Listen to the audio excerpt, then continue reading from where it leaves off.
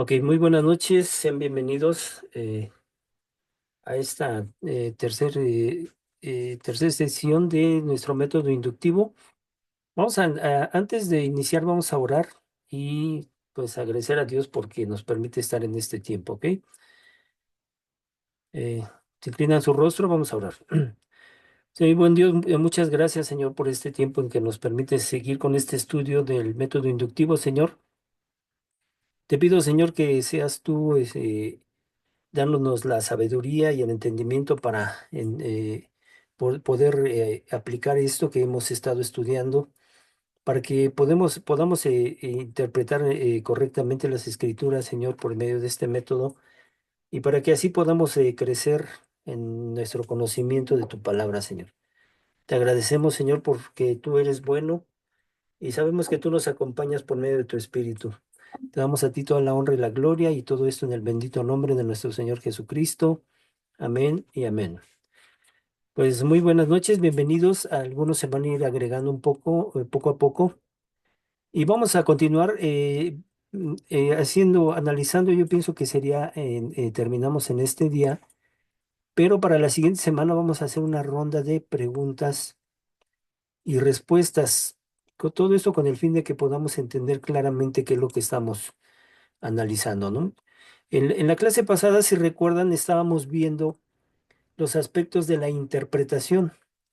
Avanzamos un poco y vimos claramente que era la interpretación, ¿no? Interpretarse es determinar el único significado y el mensaje del texto bíblico cuando fue escrito el pasaje. O sea, tenemos que determinar, ¿no? El significado y el mensaje. Para esto, pues, nuestra base de la interpretación, ¿cuál es? Pues la observación, ¿verdad? Nosotros debemos recordar que tenemos que observar el texto correctamente, observar frases, palabras, hacer preguntas al texto, qué, por qué, para qué, cuándo, dónde.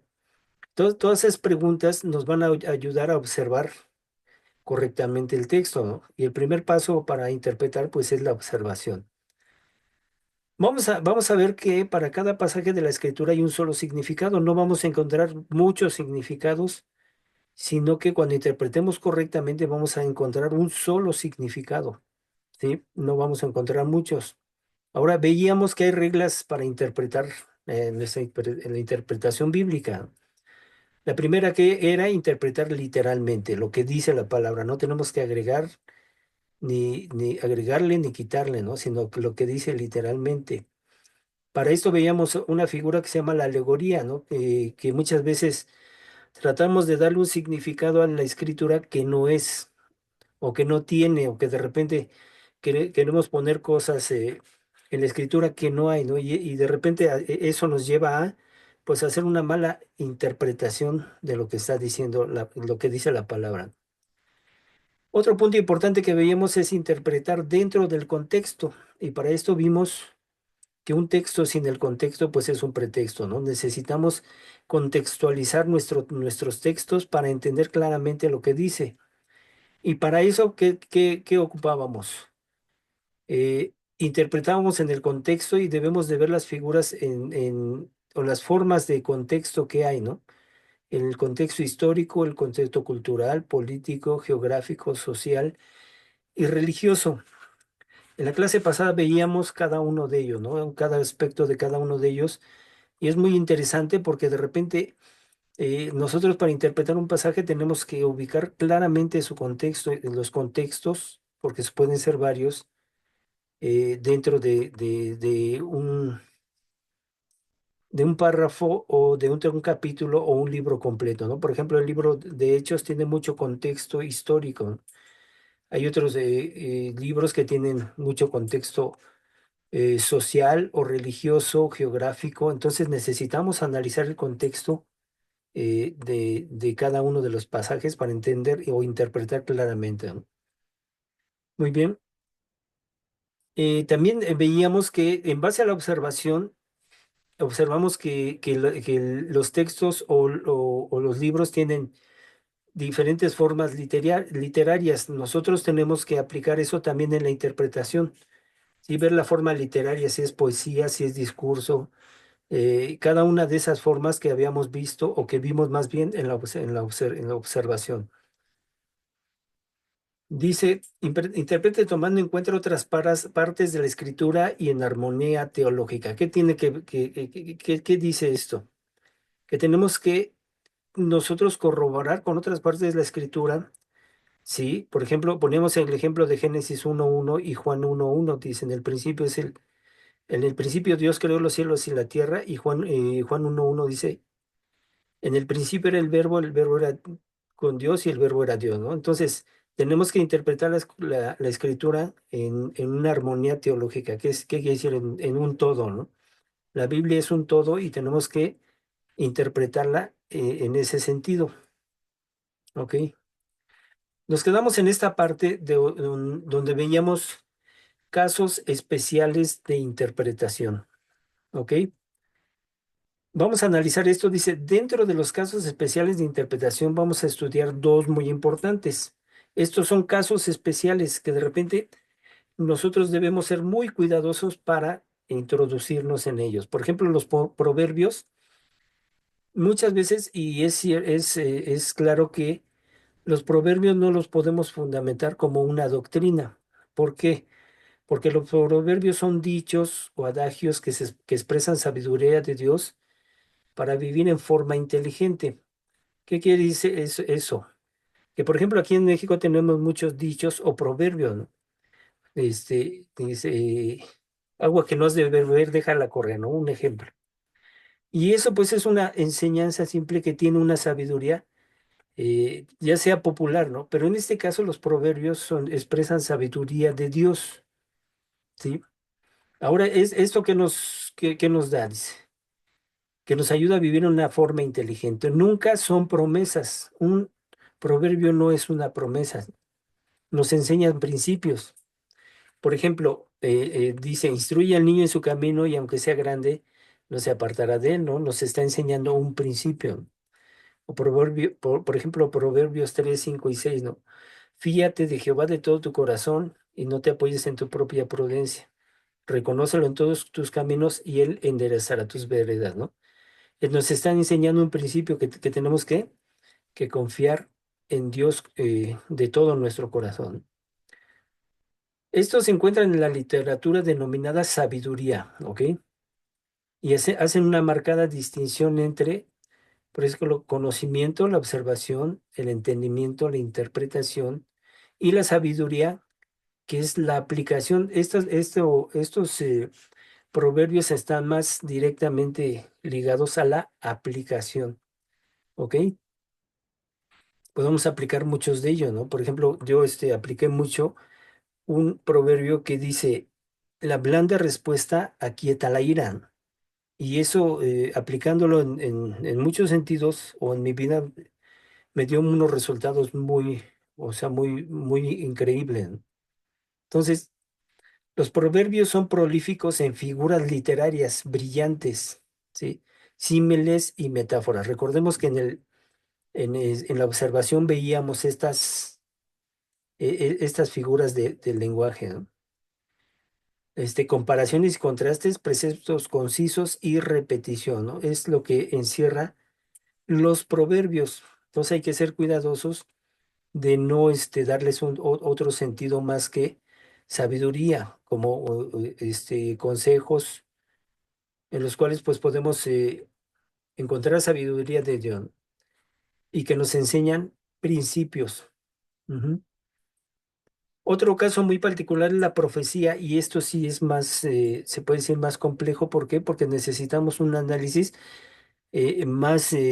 más profundo y de repente sí, no, cuando no se interpreta correctamente, pues se puede caer en malas interpretaciones o malos sentidos que se le da a la escritura, ¿no? La profecía, dice, merece un tratamiento especial. Cuando se escribió la Biblia, un 25% de ella era profecía, ¿no? O sea que cuando se escribió, no había nada conciso, nada hecho, ¿no? Todo era eh, no muy claro el sentido que tenía, ¿no? Pero ya más adelante se fue abriendo y vamos a ver ahorita analizando el texto cómo es eso, ¿no? Dice, la profecía estimula al creyente a llevar una vida piadosa, a tener esperanza y a manifestar el plan y propósito eterno de Dios para el hombre, ¿no? Y en eso lo vemos claramente, ¿no? Que hay un propósito, propósitos eternos de Dios para el hombre. Por ejemplo, nosotros dicen Apocalipsis que Él creará cielos nuevos y tierras nuevas, ¿no? Y dice que a los que resuciten les dará un cuerpo glorificado, ¿no? Entonces, son promesas que están en el plan y propósitos eterno de Dios para nosotros. ¿Cuál es el objetivo de las profecías? El objetivo principal es influir en el comportamiento de aquellos que escuchan la profecía, ¿no? Dice, influir en el comportamiento. ¿Qué quiere decir? Que esto nos va a llevar a tener un comportamiento correcto de acuerdo a la escritura, ¿no? Y más adelante lo vamos a ver. El segundo objetivo se conoce cuando se cumple la profecía y consiste en edificar en la fe. ¿Sí? Recientemente yo daba un estudio acerca de la Biblia, que la Biblia tiene que ser, es la palabra de Dios. ¿Por qué? Por la profecía cumplida, ¿no? Que todo, absolutamente todo lo que ha marcado está marcado en la Biblia tiene un cumplimiento o va a tener un cumplimiento que es comprobable. Sí, veíamos que en la vida de Jesús se cumplieron cerca de 300 profecías, ¿no? Y tan solo en la cruz se cumplieron cerca de 33 profecías, ¿sí? Entonces, todo eso tiene un cumplimiento. Ujú. La interpretación de la profecía implica tener un cuidado especial con sus características, ¿sí? Cuando dice cuidado especial es que hay que ser muy cuidadosos cuando se interprete una profecía, ¿sí? No es, a veces no es tan literal, ¿no? Porque de repente tiene mucho sentido, mucho significado que de repente no podemos darle una interpretación simple, ¿no? La primera dice, cuando un profeta habla en el nombre de Dios, la profecía puede referirse en el inciso A, dice, un cumplimiento cercano o presente. Por ejemplo, vamos a Jonás 3:4, por favor, Jonás. ¿Le puedo bajar un poquito la presentación? Es que seguimos viendo la primera parte. Ah, a ver, ahí lo ven, Seguimos viendo el punto 3.6. 3.6. Ahí ven donde dice primera. No, ¿Qué pasó acá? Lo subí ya, no se movió. Dice primera ahí, no sé si la interpretación de la profecía, ajá. Y porque es el 3.6 donde dice la profecía, dice, y objetivos de la profecía, ¿no? no, lo que vemos es el 3.6 y los proverbios, donde explica proverbios, conocimiento igual a contenido, Ah, ok. entendimiento. Déjeme volver a mover esto porque no sé qué pasó. Permíteme un momento. Sí, porque de hecho yo no lo veo, no ¿No me ve la aparece. presentación? A ver, déjeme salir. No, Perdón, yo no veo nada. A ver, voy a volver a compartir mi pantalla. Permítanme. A ver, gracias. A ver, aquí está. Compartir. Ahí está. ¿Se está moviendo? Sí, Sí, ahí ya. ya. sí, Ok, ya. Sí, perfecto. Muy ya bien. lo veo, gracias. Gracias. Ok, muy bien. Entonces dice, objetivo de las profecías, ¿no? Estábamos viendo en la primera, dice, la interpretación de la profecía implica tener un cuidado especial con sus características. Cuando dice cuidado especial es que debemos de ser eh, interpretar de una manera muy cuidadosa para no darle otro sentido, ¿sí? Dice, primer objetivo, dice, cuando un profeta habla en el nombre de Dios, la profecía puede referirse a qué. No vamos a entrar a los versículos porque son cerca de, no sé, si tienen sus manuales o los reenvío para que los impriman y analizan uno por uno para que tengan más claro a lo que se está refiriendo, ¿ok? Para que podamos avanzar en el texto. Dice, por ejemplo, dice un cumplimiento cercano o presente, ¿no? Jonás 3:4 se refería que a 40 días en el cumplimiento de la profecía. o un cumplimiento futuro. Lucas 21:6, que hablaba cerca de 40 años aproximadamente, ¿sí? Que iba a tener el cumplimiento de la profecía. También habla de un cumplimiento doble, es decir, un cumplimiento cercano y luego un cumplimiento futuro, lo que vemos en Mateo 24:15. Esta profecía fue predicha por Daniel, ¿sí? Y se cumplió en la profanación del altar de los sacrificios con Antíoco Epífanes 168 años antes de Cristo, ¿ok?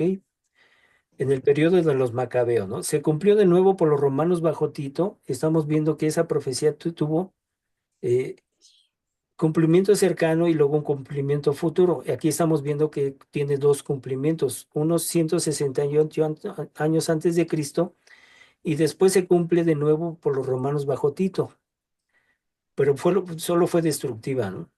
Está refiriéndose al templo. Mientras que el Señor la profetizó, perdón, antes del fin, cuando el anticristo se sentará en el templo de Dios como Dios, ¿sí?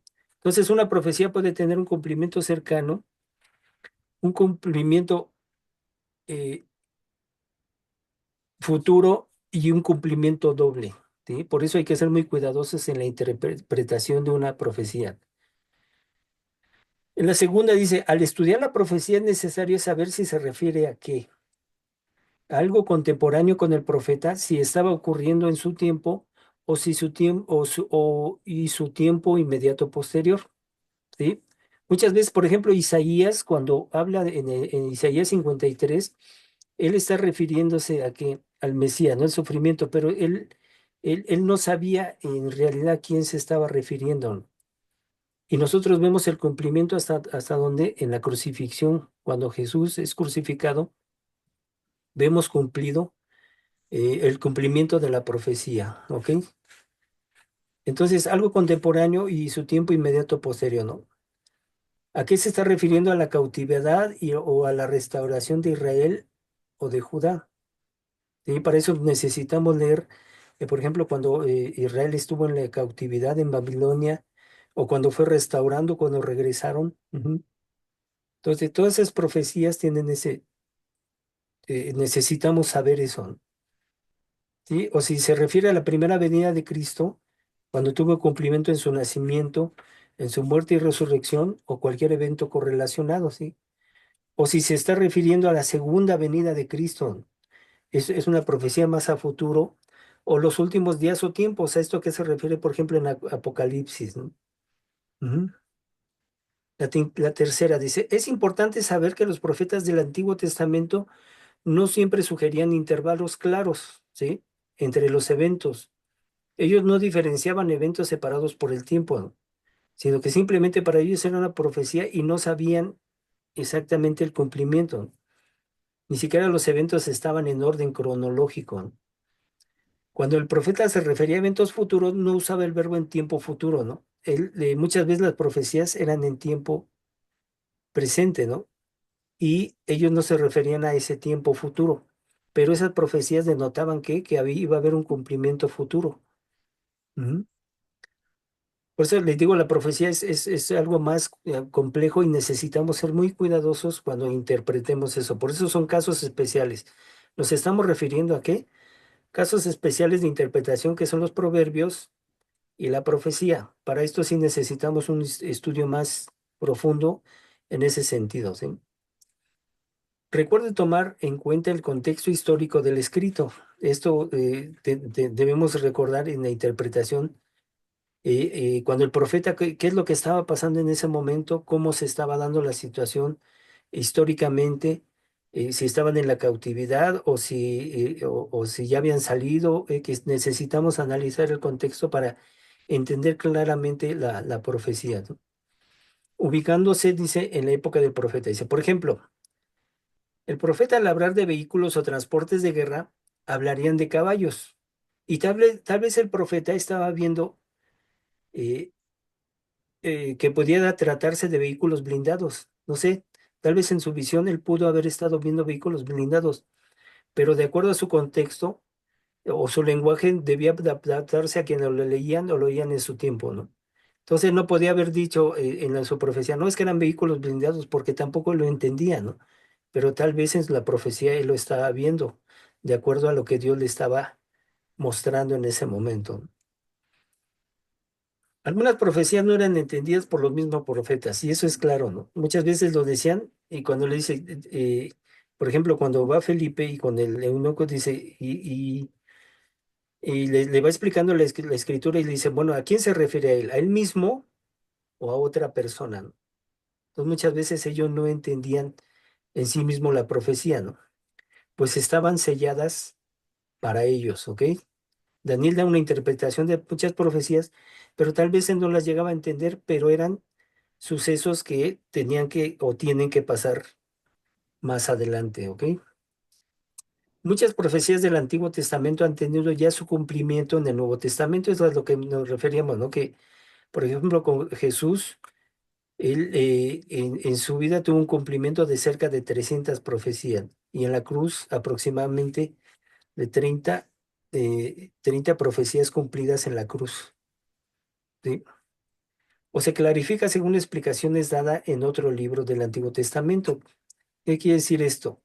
Que de repente vemos el cumplimiento en el Nuevo Testamento y se clarifica cuando nosotros analizamos un texto del Antiguo Testamento. Por ejemplo, si vemos Apocalipsis y analizamos Daniel, por ejemplo, aquí dice en la séptima, muchas profecías contienen citas bíblicas y lenguaje usado en el Antiguo Testamento.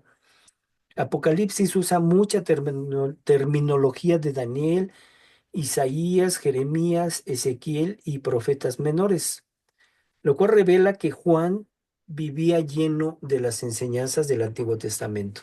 Esto es muy interesante porque, por ejemplo, muchos decían que los discípulos eran gente del vulgo, gente ignorante, pero vemos que en la cultura judía, pues desde niños, desde los 5 años les enseñaban en la escuela en las escrituras, ¿no? Y muchas veces memorizaban hasta libros enteros. ¿Sí? Entonces ellos tenían mucho conocimiento acerca de las enseñanzas del Antiguo Testamento. Por eso cuando Juan empieza a ver estas visiones, él las reconoce. ¿Por qué? Porque tenía conocimiento de los libros del Antiguo Testamento, Daniel, Isaías, Jeremías, Ezequiel y profetas menores, ¿ok? Vamos a ver, dice aquí, dice, recuerde que la verdadera interpretación se logra cuando se toma en consideración el contexto global de lo leído.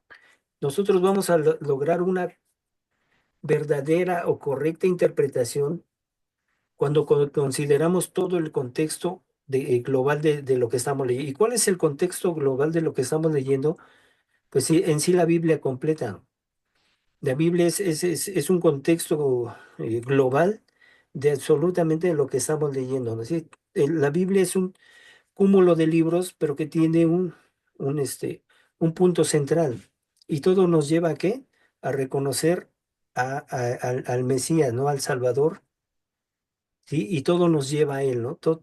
Absolutamente todo lo que ocurre nos va guiando hacia el Salvador y a la obra redentora que Él hace, ¿ok?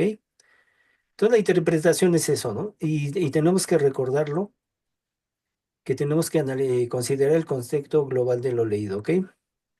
Vamos al tercer paso, que es el último paso, y no así más importante.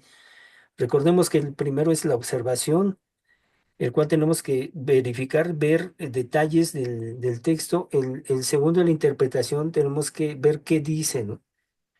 ¿Qué dice el texto? ¿Por qué lo dice? Y tenemos que hacer todo este estudio cuidadoso, analizando el texto y dándole una interpretación correcta, para al final llegar a este paso 3 que es la aplicación, ¿ok? Dice aquí, aplicar la palabra de Dios es corregir lo que está equivocado en nosotros. Ujú. Aplicar es corregir la conducta para seguir madurando y avanzando en el camino de Dios. Al final de cuentas, todo esto nos tiene que llevar a este punto. Y lo vuelvo a repetir, dice, aplicar la palabra de Dios es corregir lo que está equivocado en nosotros. Si recuerdan, yo les decía al principio que yo lo aprendí así, básicamente. Cuando leía, un pastor dice, cuando leas un texto, tienes que hacerle tres preguntas, ¿no? ¿Qué dice? Cuando estoy haciendo esa pregunta, estoy aplicando la observación, ¿no? ¿Qué dice?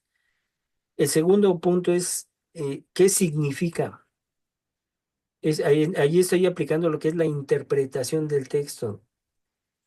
Y la tercera pregunta que le debía hacer es, ¿qué aplicación tiene para mí? Absolutamente todo, observar el texto, interpretarlo, me va a llevar a aplicarlo. Y ahorita vamos a ver básicamente por qué, ¿no? Por eso es importante eso de aplicar la palabra, es corregir lo que está equivocado en nosotros, ¿no? Es corregir la conducta para seguir madurando y avanzando en el camino de Dios. Aplicar es obedecer la palabra de Dios, ¿ok?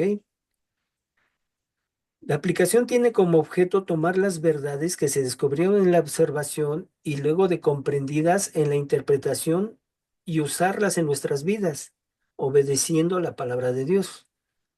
Aplicar aquí es responder. ¿Qué me dice a mí este pasaje? ¿Qué me dice a mí hoy? ¿Qué debo hacer con la Biblia, con lo que la Biblia me dice, ¿no? O sea, todo eso que he adquirido en la observación y la interpretación, ¿qué es lo que tengo que hacer con eso, ¿no? ¿Cómo lo voy a usar? ¿Cómo lo tengo que aplicar en mi vida, ¿no? Y aquí vamos a ver algo bien importante. Dice, la base de la aplicación bíblica se encuentra en 2 de Timoteo 3, 16 y 17.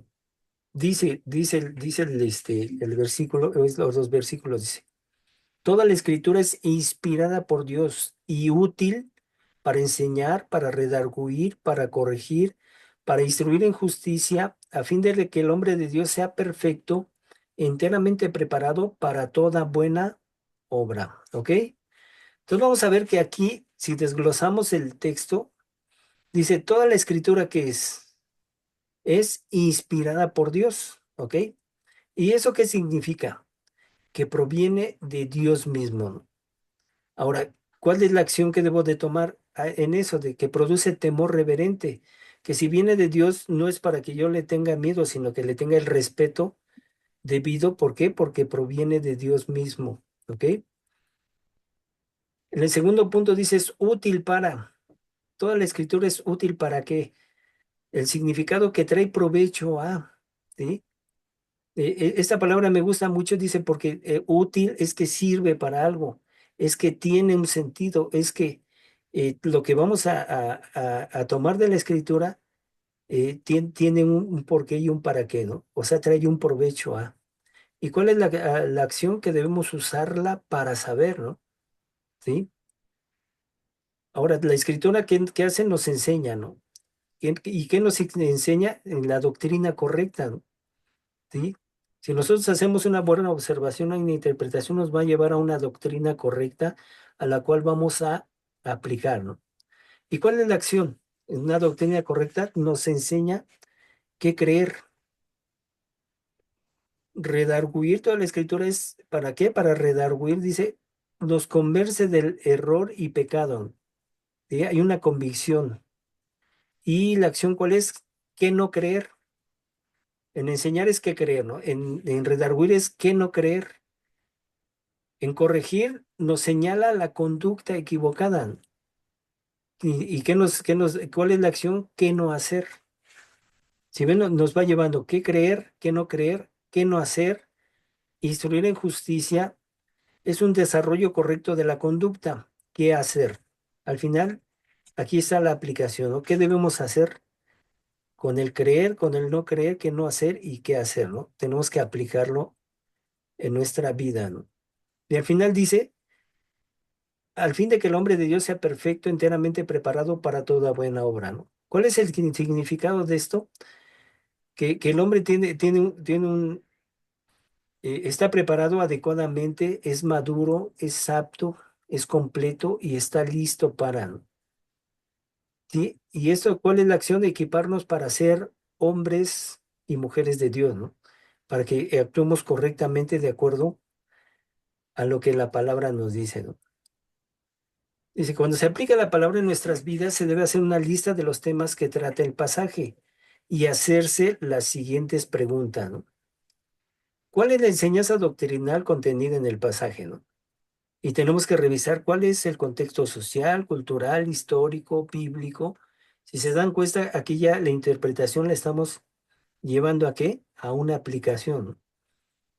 ¿En qué forma me puede reprender un pasaje de la escritura? Ujú.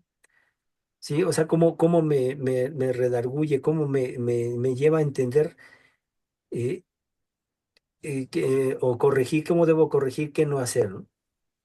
Tengo errores en mis creencias, doctrinas, mandamientos que no he obedecido. Hay pecado, actitudes, motivos equivocados en mí. Todas estas preguntas no las tenemos que hacer ¿para qué? Para aplicar correctamente lo que la palabra de Dios dice. ¿Cómo puedo corregir aquello que está mal? Y aquí está un ejemplo, Filipenses 4, 6, 7, ¿no? Por ejemplo, dice, ¿qué sugiere ese pasaje? Dice, por nada estéis afanoso, ¿no? Sino sean conocidas sus peticiones en toda oración y ruego con acción de gracias. ¿Ok? ¿Cómo puedo corregir algo que está mal? Que todo mi afán lo pongo en qué? Estarme preocupando. Y la palabra de Dios dice, no te preocupes, dice. Dice, si no sean conocidas sus peticiones delante de Dios, en oración, súplica, ruego con acción de gracias, ¿ok? Dice, ¿Este sí, pasaje cuál es? perdón, Filipenses. Filipenses 4, 6 y 7, ¿no? ¿Lo corroboro? Sí,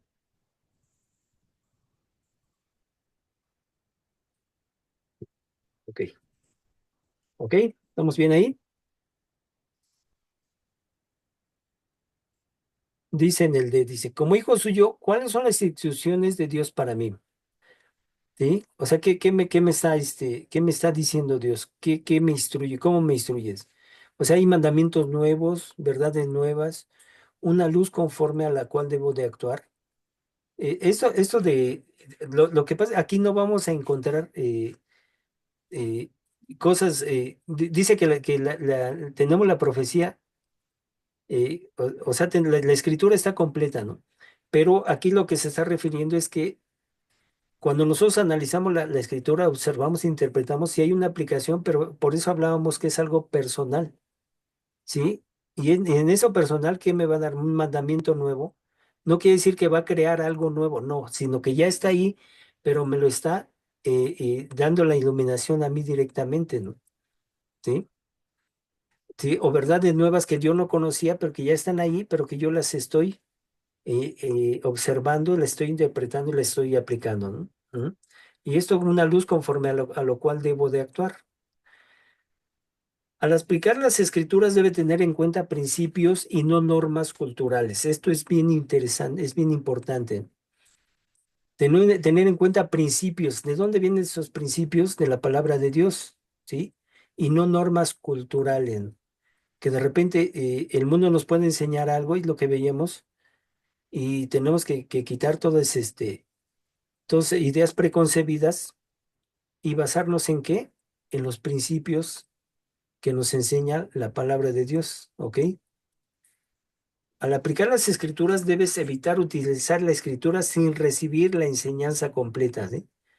De repente usamos partecita, ¿no? El ejemplo, ¿cuál es? Todo lo puedo en Cristo que me fortalece, ¿no? Y le damos una aplicación que no es la correcta, ¿no? Pero la tenemos que utilizar de acuerdo a qué? Cuando hemos recibido la enseñanza completa. Si nosotros analizamos ese texto en su contexto, vamos a ver que realmente le estamos dando una aplicación que no es la correcta, ¿no? O que la estamos sacando fuera de.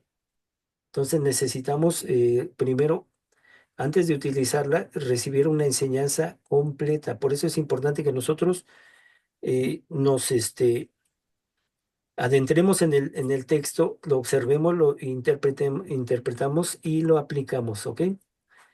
Evita utilizar la escritura para emitir juicios contra alguien. Esto es bien interesante, ¿no? Por ejemplo, nosotros empezamos a aprender o conocer más y de repente ya eso como que nos da una pauta para qué, para ser como juzgadores, ¿no? ¿Sí? y podemos juzgar a alguien de acuerdo a la escritura, pero ¿quiénes somos nosotros? Dice, quién te ha erigido como juez, ¿no?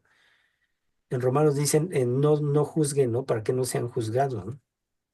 ¿Sí? Entonces hay que ser cuidadosos en ese sentido, ¿no? No porque conozcas más de la palabra, ya tienes el derecho ¿a qué? A juzgar a otras personas, ¿ok? Ahí el Paz tiene la manita arriba. Exacto. ¿Sí? Ay, perdón. Dice aquí, recuerda que hay quienes saben mucha Biblia, pero no la aplican. Y esa es una verdad, ¿no? Hay personas y no les juzgamos, ¿no? Pero, y apliquemos lo que dice aquí, no juzguemos. Pero efectivamente, ¿no? Hay personas que te conocen versículos, te conocen de los libros, se saben de memoria muchos versículos, pero al final fallan ¿en qué? En la aplicación, ¿no? ¿Por qué? Porque su vida está muy apartada de lo que la palabra de Dios dice.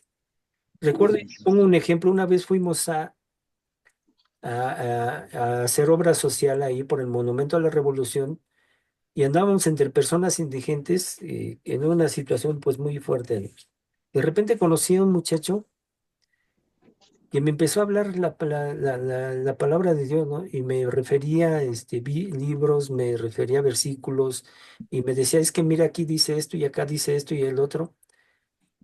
Pero pues él andaba en la calle y pues drogándose, ¿no? Entonces de repente dices, bueno, o sea, conoce la palabra, sabe lo que dice, pero ¿en qué está fallando? Es que no la está aplicando en su vida, ¿verdad? Entonces, dice, hay que recordar que pues sabe mucha Biblia, pero no la aplica, ¿no? Entonces, para nosotros, lo importante es que toda la Biblia es de aplicación práctica y la debemos llevar a la práctica, ¿no? La tenemos que poner por obra. Sí. Ahí cuando dice, el versículo dice, no nada más sean oidores, sino hacedores de la palabra, ¿no? Es una invitación a qué? A aplicarlo a nuestra vida, ¿ok? Dice la explicación de por qué hay hermanos que aunque parezcan muy espirituales, caen fácilmente en algún pecado, es debido a la falta de aplicación de la palabra, ¿no? ¿Sí? Un versículo que dice, aquel que cree estar firme, mire que no caiga, ¿no? ¿Sí? De repente sí, pues creemos estar muy seguros, pero pues caemos, ¿por qué? Porque no estamos aplicando la palabra de Dios, ¿sí? ¿Alguien tiene abierto su micrófono por ahí? Si lo puede cerrar, por favor. Cerrando. Se oye el perro. Si pueden cerrar su micrófono, por favor. Ya se fue. Pasa, creo que usted lo puede silenciar Sí, ahí. sí, no, Ya, sí, ya, ya está. Ok. Creo que el pastor O que Félix le, quería hablar. o que hablar. le cierre la boca al Sí, perro. ajá, que cierren al perro. Ok. Vamos Que le concluyendo. cierre Dice, ¿por qué hay Bien, hermanos a ver, sí, hay adelante. algo muy importante, hay algo muy importante que Miguel estaba mencionando allí, y es que nosotros tenemos que tener mucho cuidado en cuanto a la interpretación y a la aplicación a la palabra de Dios. ¿Por qué? Porque hay muchas personas o nosotros mismos a veces cometemos el error de obligar a la palabra que diga lo que yo quiero que diga, Ujú, y eso es un error. sí, Por eso es que se cae en falsa doctrina, ujú, porque hay una aplicación a mi conveniencia o la persona aplica el versículo a su conveniencia y no como la Biblia o como Dios lo ha establecido en su palabra. Y esa palabra es eisegesis, ¿sí? Cuando nosotros obligamos a la Biblia que diga lo que yo quiero y lo que tenemos que aplicar es la exégesis. O sea, no soy yo hablándole a la Biblia, es la palabra de Dios hablando a mi vida. Por eso se le llama exégesis, porque la Biblia no necesita que nosotros la interpretemos. Ella es su propio intérprete. Tenemos que tener mucho cuidado en eso, que es lo que Miguel está hablando. Y por eso fácilmente un cristiano o una persona cae en el pecado, cae en el error, porque está aplicando la Biblia, interpretando la Biblia a su conveniencia, que es lo que ahorita está haciendo el sacerdote que sale en el Facebook, el padre Toro, ¿sí? Él está aplicando la Biblia a su conveniencia y solamente se basa en fragmentos de la Biblia y no en un todo. y no en la Biblia como un todo, como palabra de Dios. Por eso hay que tener mucho cuidado en eso. Él es experto en torcer, sacar textos de contexto, pero de una forma impresionante, ¿no? Entonces sí hay que ser muy cuidadosos y nosotros necesitamos conocer la palabra ¿para qué? Para que cualquiera, no cualquiera en ese sentido llegue y nos haga ver o creer, hacer creer cosas que la palabra de Dios no dice. Por eso nosotros o queremos hacer ese énfasis en que necesitamos aplicar este método para que entendamos correctamente y podamos ahondar en el conocimiento de la palabra y al final llegar a una aplicación en nuestra vida, ¿no? Dice aquí, ¿por qué hay hermanos que se desvían de la verdad? Y aquí la respuesta es muy clara, dice, no aplican lo que han aprendido, ¿no? ¿Sí? Podemos aprender mucho de la Biblia, pero ¿qué estamos aplicando? En realidad, ¿qué estamos aplicando?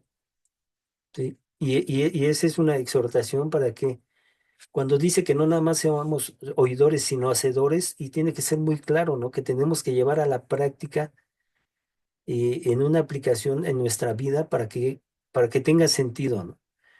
Y dice que en Hebreos 4:12, dice, porque la palabra de Dios es viva y eficaz, ¿no? Y más cortante que espada de doble filo, penetra hasta partir el alma, el espíritu, las coyunturas y los tuétanos, ¿no? Y discierne los pensamientos y las intenciones del corazón. Y entonces la palabra de Dios tiene esa profundidad. Y nosotros tenemos que buscar qué interpretarla correctamente para que podamos darle una aplicación correcta en nuestra vida. Y todo eso va a redundar en que nuestra vida va a ir correctamente guiada por la palabra de Dios. ¿Ok? En todo nuestro estudio inductivo, ¿qué debemos buscar? Debemos buscar verdades que hemos de creer. Y esta palabra hago énfasis que debemos creer. ¿Sí? Y cuando nosotros creemos, vamos dando un paso adelante de que si en Génesis 1:1 dice, en el principio Dios creó los cielos y la tierra, yo lo creo, y estoy dando el paso en que eh, creo lo que dice, pero aparte le estoy creyendo a Dios, porque es palabra de Dios, ¿ok? También actitudes que debemos cultivar, ¿sí? Es la invitación a que nosotros tenemos que, de cultivar, ¿a qué se refiere? Que tenemos que ir dándole ese sentido, ¿no? Ese sentido a nuestra vida, ¿no? Ese crecimiento que debe de tener. Ejemplos que tenemos que seguir, ¿sí? Hay personajes que nos dan muchos ejemplos, tanto positivos como negativos, ¿no? Y esos son ejemplos que tenemos que seguir. En el sentido positivo, haciendo lo correcto, y en el sentido negativo, lo que no debemos hacer. Pecados que necesitamos confesar, ¿sí? La palabra de Dios nos exhorta a que aunque seamos salvos, pero tendemos a cometer pecados o tenemos tendencia a ocultarlos. Entonces, ¿qué necesitamos? Confesarlos, ¿sí? Dice en Primera de Juan 1:9, dice que si confesamos nuestros pecados, Él es fiel y justo para perdonar nuestros pecados y limpiarnos de toda maldad, ¿ok? Y también nos invita a que exhortaciones que hemos de escuchar, ¿no? ¿Sí? La palabra de Dios nos exhorta, ¿no? Por ejemplo, leíamos ahorita Filipenses 4:6-7, dice, por nada estéis afanosos, nos está exhortando a qué, a no preocuparnos por nada, ¿no? Y nos invita a que, dice, si no sean conocidas vuestras peticiones delante de Dios, en toda oración y ruego con acción de gracia, ¿sí? Ahora, de promesas que podemos reclamar, por ejemplo, si seguimos en el siguiente versículo, en el 7 dice, y la paz de Dios, que sobrepasa todo entendimiento, guardará vuestros corazones y vuestros pensamientos en Cristo Jesús, ¿ok? Entonces, esto es lo que debemos de buscar en nuestro estudio inductivo, ¿sí? Y esto lo tenemos que tener muy claro. ¿Por qué? Porque no estamos leyendo un libro cualquiera, sino que es un libro inspirado directamente por Dios y que nos va a llevar a entender y a transformar nuestra vida en un sentido amplio y correcto, si nosotros lo aplicamos correctamente a nuestra vida, ¿ok? Bueno, continúa aquí, pero esto ya son anexos, pero hasta aquí quedamos, ¿no? Hasta aquí terminamos nuestro estudio inductivo, ¿sí? Yo creo la siguiente, más bien la siguiente semana, les vamos a invitar, vamos a hacer una hora de preguntas y respuestas, ¿no? Si alguno quedó con alguna duda, vamos a ampliar ese tiempo de una hora para que podamos solventar algunas dudas que hayan quedado o tal vez algo que no les quedó muy claro lo podamos explicar se pueda explicar más ampliamente para que todos queden bien claros. Y lo importante de esto es llevarlo a la práctica. También vamos a tomar un tiempo de cómo debemos iniciar nuestra observación, ¿sí? Vamos a poner un ejemplo de cómo debemos iniciar nuestra observación de un texto, ¿sí? Y yo les voy a pedir, por favor, que impriman el capítulo 1 del Evangelio de Juan, Juan 1:1. Que por favor lo pueden imprimir y ahí vamos a tomar como ejemplo cómo vamos a observar nosotros el texto y posteriormente de ahí pasaremos a la interpretación y la aplicación. Cuando hacemos una correcta observación, una buena interpretación, la aplicación muchas veces solita se va dando, ¿sí? Pero tenemos que ser claros en la observación y en la interpretación para que podamos llegar a una correcta aplicación, ¿ok? Muy bien, entonces hasta aquí quiero pedir de favor si alguien puede orar para terminar este tiempo. Voy a cerrarla, dejar de compartir, ¿ok? Si alguien por favor puede orar para despedirnos. ¿Alguien por ahí? ¿No? Pastor Félix, si puede orar por favor para despedirnos. Oremos. Amado Dios y Padre Celestial, te damos muchísimas gracias por este tiempo en que hemos estudiado el método inductivo. Espíritu Santo de Dios, danos sabiduría, entendimiento, conocimiento para nosotros poder aplicar los principios de tu palabra en nuestras vidas para que sea de crecimiento y que nosotros podamos obedecer tu palabra, Señor. Produce ese querer como el hacer por tu buena voluntad. Gracias por la vida de Miguel, gracias por la sabiduría que tú le has dado, síguele bendiciendo, síguele usando. Gracias por la vida de cada uno de mis hermanos que están dedicando este tiempo para instruirse, para capacitarse y para aprender más de tu palabra, Señor. Que tu palabra germine en sus corazones en todo momento. En el nombre de Jesús. Amén.